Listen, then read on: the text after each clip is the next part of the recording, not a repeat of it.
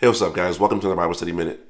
Today we're taking a look at Luke chapter 14, and here we see Jesus invited to a dinner party on the Sabbath by a Pharisee. And this dinner party begins with Jesus being confronted by a guy who is in need of healing. So Jesus poses the question to the Pharisees that are at this dinner party: is it okay to do good on the Sabbath? And they don't have an answer for him because they don't want to answer him. So in response, Jesus heals the guy and performs the miracle, and then tells them that they would do the exact same thing if put in the situation.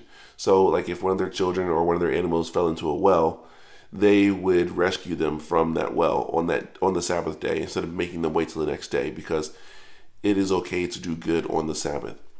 And then from there, Jesus begins to teach a couple of parables, and the parables are focused on the idea of humility and thinking of others more highly than yourself.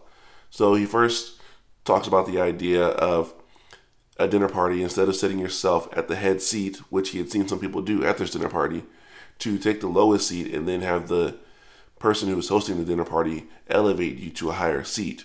And then from there he talks about a banquet that someone is having, and everyone who was invited refuses to come because they have an excuse. And so everyone who is like sick, lame, blind, and so on is invited to the dinner party, and the house is full. And then we see Jesus finally talking about counting the cost of following him and realizing that we need to lay aside everything that's going to hinder us from following him.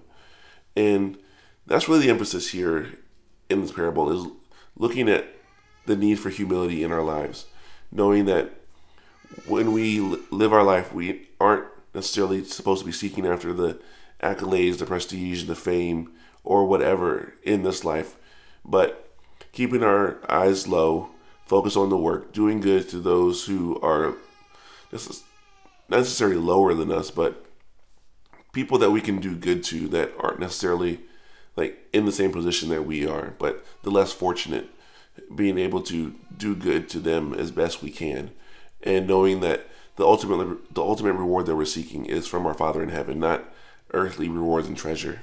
So that's what I want to leave you with today as you take a look at this passage, is to focus on living a life of humility. So that's all I have for now. Until next time, grace and peace.